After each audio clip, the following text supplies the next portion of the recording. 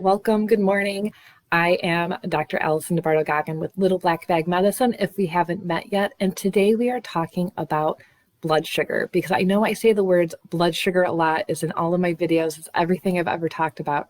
So that's what we're going to discuss today. What does it mean? How to test for it? What does it affect in your body? And what to do about it? So let's dive in. Blood sugar or blood glucose is just a measure of the sugar is in your blood that comes from food. It's really important for our health. Of course, we know sugar, glucose is fuel for our body. It helps us sleep, it helps us function, it helps our liver, it helps our brain, all of that good stuff.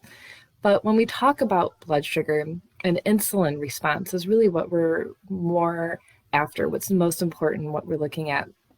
This really affects all of your life. So if you ever watch any of my videos about sleep, about hormones, I talk about blood sugar a lot because it can affect insomnia, anxiety, PMS, high cholesterol. If you have difficulty losing weight, if you're tired all of the time, if you have fibromyalgia, this is a really big conversation for you. So we measure blood sugar or blood glucose through the blood. So you notice it's usually at the very top of your blood work, it just says glucose right at the very top. So that's what we're looking at. A normal traditional range of about 60 to 100 is what we see on the labs. That's fine. That's normal for fasting levels. So if you're looking at non-fasting levels. So if you take your blood sugar throughout the day, or say you schedule your blood work later in the day, you're going to notice that your numbers are going to be higher, and that's normal. So after you eat, it can range from 100 to 170 based off of what's going on, what you've just eaten, and then it comes down after you eat throughout the day. So the best time to actually do your blood work for traditional labs is to have it done in the morning while you're fasting. Sorry about my dogs barking in the background. They're always going to be barking. So we want to have your blood work done in the morning, so that way we get it fasting, because it tells us exactly what your body's doing on its own, which is important. So when your blood sugar is too low, it's called hypoglycemia. And when it's too high, that's when we start talking about diabetes. So another test for blood sugar, and there's actually quite a few, but the most common one is hemoglobin A1C. And this test measures your blood sugar over the past 3 months. So it gives you about an average of what's going on with your body. This is a test that we diagnose diabetes from. I do have patients come in who say, oh, my doctor said my blood sugar was high. I have diabetes. I need to be on the special diet. And I asked them, what was your A1C? And they say, oh, I have no idea. I don't think they tested for that. So always make sure that your blood work is thorough and complete. You're not going to be diagnosed diabetes without that A1C. And so it's a good chance for you, if you have high blood sugar or high blood glucose, but your A1C is still relatively normal, then this is a good opportunity to really focus in and work on your diet before that becomes a bigger issue for you.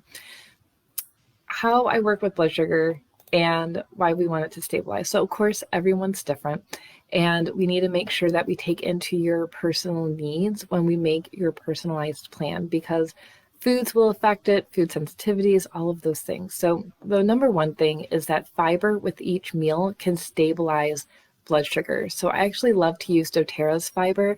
It's powder. You can add it easily into a protein shake or into water and just drink it that way as well. It tastes really good. It has lemon flavoring in it. I've tried a lot of other fibers for my gut health. This one is fantastic. So the fiber will help balance out sugar in your bloodstream to lower the A1C, so you're not releasing as much insulin when you eat.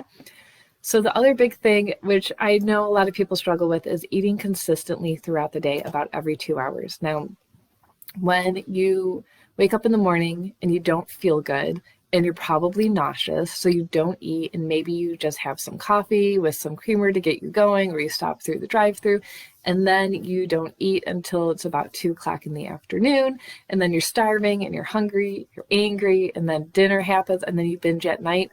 This is a typical hypoglycemic pattern that I see with my patients. So don't worry, you're not alone. So you do have to start eating breakfast. It is very important. Now, when you start, I know it's more difficult because you feel really nauseous. So what I usually have people do is start with like half of a protein shake. So that way they are eating just a little bit, but getting that protein in, getting their body woken up, feeling better. It takes about a week or two. and then you'll start waking up and you'll be hungry and you'll feel so much better. That nausea will be gone. You'll start sleeping throughout the night. Always go back. Maybe I'll link it in here, my anxiety, insomnia, and hypoglycemia videos, because I give you the entire physiology of why you need to eat throughout the day and how that's going to impact your sleep. So make sure that you're eating consistently. And that way, instead of being on a blood sugar roller coaster where it's going up and all day, where your body's just releasing cortisol because you're stressed and you're not eating, or maybe a coffee will also release insulin. So if you're just drinking coffee throughout the day, especially in the morning, and you're drinking a lot, you're actually going to spike your blood sugar and your insulin levels. So you're causing this roller coaster. So if you're eating too much, or you're eating too much sugar, or you have a diabetic type issue, your blood sugar is going to be doing the roller coaster as well. So this happens for both people. So it's important that you start eating consistently throughout the day. Now, eating protein at every meal is also really important, because protein and fiber will help stabilize your blood sugar. If you eat carbs alone, like you pick up a piece of fruit, or, oh, for breakfast I have banana and coffee, well, that's actually drastically changing your blood sugar as well, especially if you have soda, caffeine, energy drinks in the morning. You're going to be doing that blood sugar roller coaster all day. You're going to be calling me and saying, I don't know why I'm so tired. I don't know why I can't sleep at night. I'm eating, but you're not eating the right types of foods. So carbs alone will spike your blood sugar, spike your insulin, and you're not going to feel good. So make sure to add in a protein source or some fiber.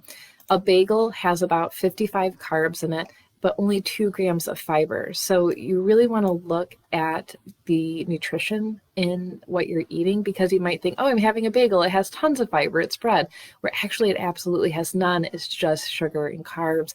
That's going to spike your insulin. It's going to make you tired and sleepy and crabby too. So we want to balance out that insulin release with protein and fiber too. And sometimes I see a lot of food sensitivities causing insulin spikes, and because it's an immune system reaction, cortisol is released and insulin is released as well. So we can do some testing for food sensitivities. And I always want to check for autoimmune conditions. Now, people who know that they have diabetes type 1 know that they have it. It's usually diagnosed when they're very young, so that's not the issue. Many people, as they get older, actually have latent onset autoimmune diabetes. So this turns on somewhere around 40s to 50s. So we can do a really simple blood test for that as well. Because if you're eating consistently, you're doing well with your diets, maybe you're not responsive to medications, it might actually be an autoimmune condition. So let's talk a little bit more about foods. You might have heard about the low glycemic index foods. So those actually have a smaller amount of carbs and sugar in it. So it's going to create a slower or a smaller spike in glucose and insulin after eating. So that can be really helpful, but it does have its limitations. Now, foods higher in fiber, like we talked about, will control that glycemic index. Like that's why brown rice is better than white rice for the most part. But it doesn't include, the glycemic index does not include the fiber intake. So you want to get the glycemic load lists and look at those, because the glycemic load index will tell you what your fiber is as well as the glycemic index. So that's going to be more of a overall powerful way to have a healthier blood sugar based off of food. A lot of people will feel worse on a gluten-free diet because they are actually trading out fiber for refined foods. So if you find that you're eating gluten-free, but you're also eating a lot of fake pastas and gluten-free breads, they actually have more chemicals in them and less fiber. So you're going to be spiking your insulin more. So I would also stay away from gluten-free products, because that's not going to be helping you either. And so the glycemic load is going to help you understand how your food is affecting your blood sugar. And for someone with hypoglycemia or diabetes, you both can be eating those like low glycemic load foods to avoid that roller coaster. So that is a quick little class on what blood sugar is, blood glucose, why we're talking about it so much. So don't forget that you can always schedule a free health consultation with me so we can review your symptoms, your goals, create a plan for you to move forward and start feeling like yourself again.